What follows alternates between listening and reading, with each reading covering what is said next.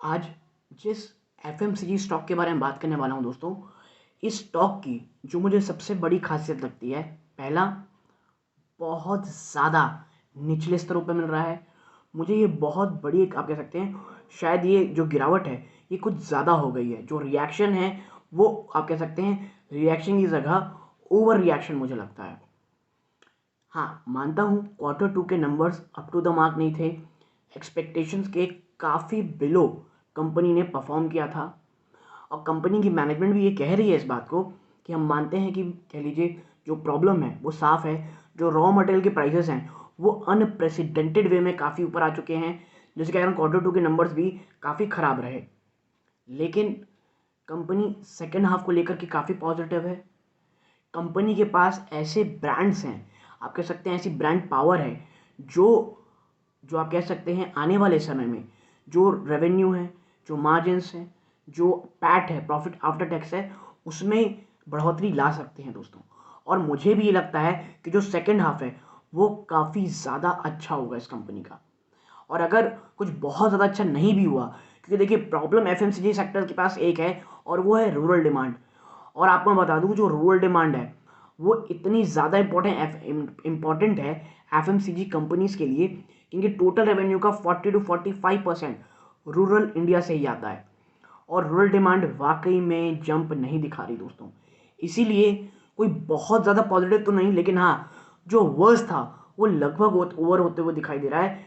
चाहे दो चीज़ के लिए, रॉ मटेरियल प्राइसेस के लिए, ट्रांसपोर्टेशन प्राइसेस के लिए, और जो रूरल डिमांड है वहाँ पे थोड़ी बहुत अगर अपटिक भी नहीं तो स्टेबिलिटी आ सकती है।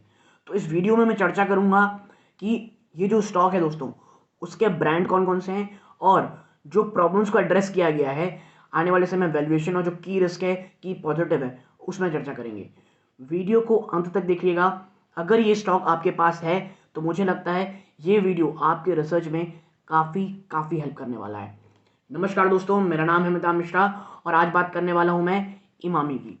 तो दोस्तों विदाउट वेस्टिंग टाइम सीधा मैं आपको लेके चलता हूँ इमामी के एनालिसिस की तरफ। देखिए, सबसे पहले थोड़ा ब्रांड देख लेते हैं दोस्तों। तो देखिए, इमामी की ब्रांड पावर देखिए, बोरो प्लस, नवरत्न तेल, Zandu, fair and handsome, Kesh King, Emami diamond shine, HE advance grooming जो आता है दोस्तों, यानी ग्रूमिंग ब्रांड भी इनके पास है।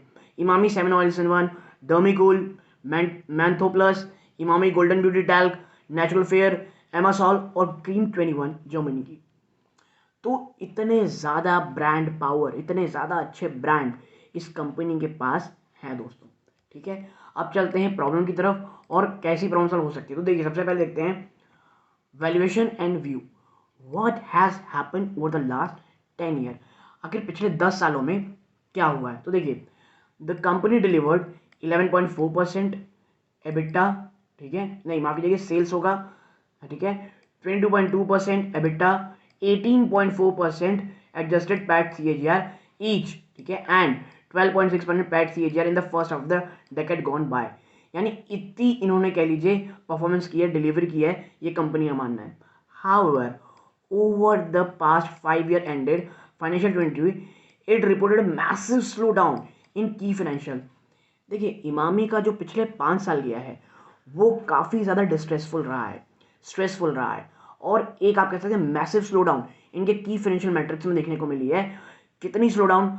5% approx in sale, 4.6% in EBITDA और 7.1% in PAT CAGR respectively, and this was attributable to the absence of sales growth in the most of its key categories। देखिए, और जो की कैटेगरीज हैं इनकी, वहाँ से सेल्स आप कह सकते हैं जो होना होती थी वो गायब होती चली जा रही है।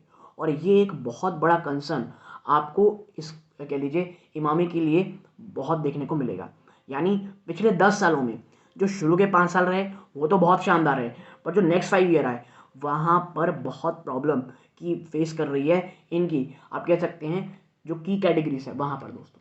ठीक है, तो चैलेंजेस क्या हैं कि आखिर प्रॉब्लम क्या हो रही है। तो देखिए, इनके की challenges, the lack of significant traction in product launch in recent years and failed acquisition such as she have contributed to the weak sales growth। देखिए, सबसे पहले होगा इनका जो लगातार प्रोडक्ट लॉन्च किए वो काफ़ी हद तक फेल रहे।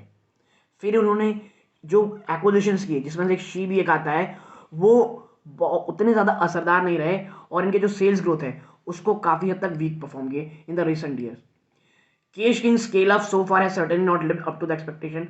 इन्होंने जो कैश किंग खरीदा, ठीक है, देखिए अगर आप एचयूएल के ब्रांड देखेंगे तो एचयूएल ने भी ऐसे ही एक ब्रांड खरीदा और इमामी ने भी कह लीजिए हेयर ऑयल का ब्रांड लिया कैश किंग, ठीक है। तो दोनों में ही Kesh King up to the mark अपने एक्सपेक्टेशन नहीं रख पाया और the overseas business has also under perform. और इसका जो ओवरसीज बिजनेस है वो भी बहुत हद तक बहुत बड़े स्तरों पर अंडर परफॉर्म किया है, ठीक है। अब हम नीचे चलते हैं। Now compared with peers, Imami has the largest exposure to rural and even more crucially to the wholesale trade। देखिए अगर आप अन्य इनके peers को देखेंगे, इनके competitors को देखेंगे तो इमामी का जो लार्जेस्ट एक्सपोजर है वो रूरल में है और उससे भी ज़्यादा crucially to the wholesale trade में। और मैंने आपको पहले बताया था कि जो रूरल इंडिया है, जो रूरल डिमांड है वो बहुत बुरी कदर हिट रखी हुई है दोस्तों। और कोविड के बाद से तो हालात बहुत ज़्यादा खराब रहे। While the management has expanded its direct reach in recent years, wholesale and rural dependence remain high, albeit still lower than the seen in the past। देखिए कंपनी स्टेप उठा रही नो डाउट, लेकिन रूरल और इनका जो आप कह सकते हैं होलसेल डिपेंडेंसी है वो बहुत ज़्यादा है दोस्तों, ठीक है। और इसीलिए जब मैंने शुरू किया तो बहुत ज़्यादा एम्फोसाइज किया था रूरल डिमांड में दोस्तों, ठीक है। आगे चलते हैं। आवर व्यू ऑन स्टॉक, तो इसमें जो स्टॉक का व्यू है वो क्या है, तो देखिए जो ये रिपोर्ट बनाए उनका, तो देखिए significant miss on our expectations, यानी जो एक्सपेक्टेशंस थे उसमें बड़ी मात्रा में डिसअपॉइंटमेंट हासिल हुई है। And unlikelihood of sharp revival led to 8% reduction in EBITDA forecast for financial 23-24, but because of 10% tax rate guidance for financial 23-24 versus earlier estimate of 17.5 to 18 respectively, means there is no material change at the EPS level for both the years, ठीक है।